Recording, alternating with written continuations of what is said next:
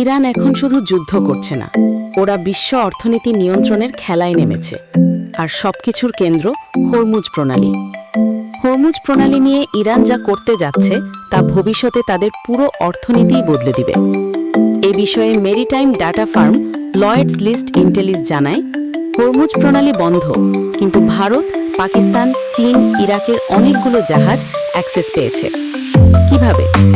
গোপন ট্রানজিট ব্যবহার করে।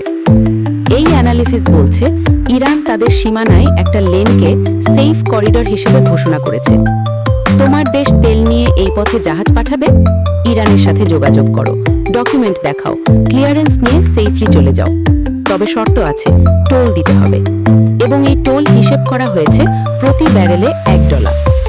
ব্যারেল প্রতি এই অ্যামাউন্টটা বড় না, কিন্তু এটা একসাথে যখন আপনি করবেন তখন বিশাল একটা অ্যামাউন্ট হবে। এই হরমুজ প্রণালী দিয়ে বিশ্বে প্রতিদিন তেল যায় 20 মিলিয়ন ব্যারেল। যদি প্রতি ব্যারেলে $1 হয়, তাহলে ভবিষ্যতে শুধু এই হরমুজ প্রণালী থেকেই প্রতিদিন আয় হবে $20 মিলিয়ন। দৈনিক আয় $20 মিলিয়ন হয়, তাহলে বছরে $7.2 বিলিয়ন হবে। ধরা যাক, এই যুদ্ধ পরিস্থিতিতে সেফ এক্সিট নিয়ে যদি প্রতিদিন 10 মিলিয়ন ব্যারেল তেল যায়, তাহলে প্রতিদিন তাদের আয় হবে $10 মিলিয়ন। এক বছরে $3.65 বিলিয়ন। এই অ্যামাউন্টটা তাদের যুদ্ধ ব্যয়ের ক্ষতি পোষানোয় সহায়ক হবে। অর্থাৎ এই সময়টাতে হরমুজ প্রণালীতে যারা টোল দিবে তারা সেফলি এক্সিট নিবে, নয়তো হামলা চলবে। ক্যারিক রায়ান লিখেছেন, যদি মার্কিন যুক্তরাষ্ট্র হরমুজ প্রণালী দখল না করতে পারার আগেই যুদ্ধবিরতিতে চলে যায়, তাহলে তাদের বৈশ্বিক আধিপত্য কমবেই কমবে। বিশ্বের সবচেয়ে শক্তিশালী সামরিক বাহিনী এখনও যে হরমুজ প্রণালী দখল করতে পারেনি, আরেক দেশ থেকে মাইন সুইপার জাহাজ চেয়ে নিতে হচ্ছে, এটা মূলত কি বার্তা দেয় বিশ্বকে?